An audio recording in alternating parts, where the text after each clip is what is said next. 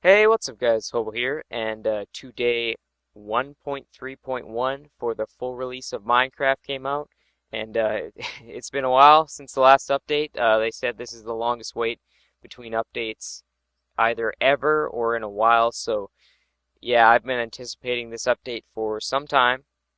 So like the last time, I made a little demonstration to show off the new features and blocks. Obviously, I didn't get to everything because I can't really show everything. Some things are performance updates and all that good stuff, but this little thing is a lot of the new things. So as you can see, I'm on my test world where I make all the redstone goodies and stuff like that. So here's my old demonstration, if you remember, for when jungles and stuff came out. Um, but this one is for 1.3.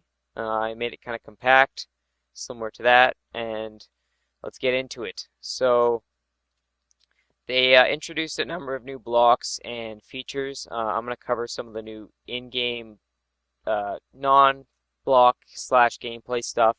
If you would head over to your options or menu, you can see there is a new thing if you're playing single player that says open to LAN. So that means local area network. So if you are connected to another PC, say your buddy comes over and you hook up to the same network or something like that, you can now open up single player worlds similarly to a multiplayer setup. So you could be playing on your single player world, click that button, and your buddy can hop in and play with you without the need to mess around with IPs and ports and a multiplayer server. So that's pretty nice. I'm probably never going to use it, but it's pretty cool to have for those people who like to play in the same household and stuff like that. Uh, they implemented cheats and single player commands because with LAN comes chat.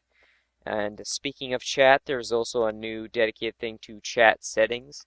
Um, so there's different things you can turn links on and off, the opacity, the colors, just basic things. There's also something called Snooper, which is something Mojang set up to collect information from your computer. You can turn it off. It is by no means stealing your information. It's more so for uh, performance things. So you can toggle the different things, I think, as well as turning it off altogether. So enough of that stuff. Let's get more into the stuff that affects you, the gameplay. So there's a number of new blocks which I have conveniently placed before me, as well as some changes. Villages, testificate villages now appear in the desert, different to those. They look different and everything. There are also trading, which I will get to in a second with testificates. There is now jungle temples. I couldn't show you one, but if I do find one, I will make a video on it. Jungle temples are basically cobblestone temples you can find in the jungle, which have traps and loot and puzzles and things you can work towards, trying to stay alive in the jungle. So yeah, there's also temple or like pyramid temples in the desert, if I remember correctly. Um, those are cool too. I think they have traps as well, or just hard to get to loot. I can't remember exactly how those work. Um, you also might be asking yourself, how did I get this wood sideways? And it looks pretty cool, but they changed the way wood works, so it's similar to a piston. So it faces towards you depending on how you orient your body. So it's like a piston with their piston face aiming towards you. So now you can place wood sideways, have different patterns on your wall, use the actual block instead of just flooring now. You can actually use it as walls. So you could have like cool checkerboard patterns or whatever. You can also grow cocoa beans now on top of jungle wood only. You can find them on jungle trees, only like not every single one. You can just find them on a few. You can now like harvest them. They grow from this state to this state with a few in between, if I believe correctly, similar to wheat. But yeah, now you can harvest cocoa beans without scouring dungeons and trying to get brown wool that way. So that's nice. Turning around, there is a new ore type, which is very exciting, as well as a new decorative block that comes from the ore type. So this is emerald. This is the ore block itself. If I head over to, oh, by the way, new creative menu, very organized, different tabs for different things. You can also search for the block you want.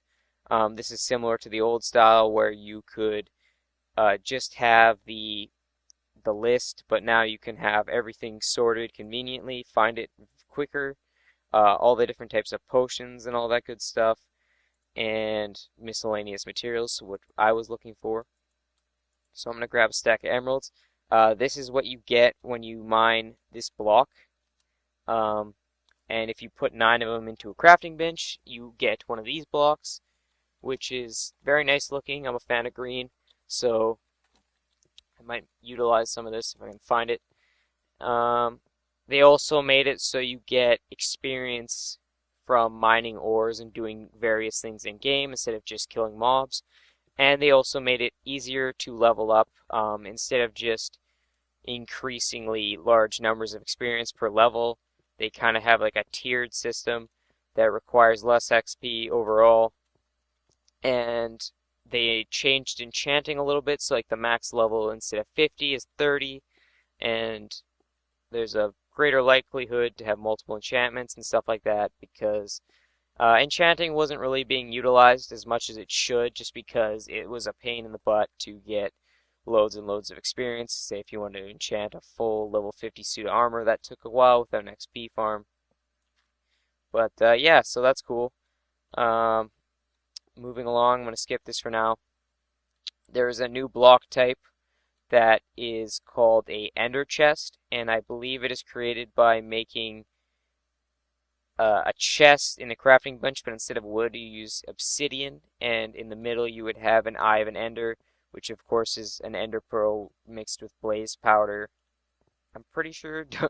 I don't remember exactly, but yeah, that's how you get ender eyes. So that's how you craft them, and their little gimmick, and is very cool in my opinion, is they are multi-dimensional chests. So you can create an ender chest, put one in the overworld, create another one, put it in the nether or the end, and then you could say open this one up and say you want to put in some bottles of enchanting if you could somehow manage to get some of those. So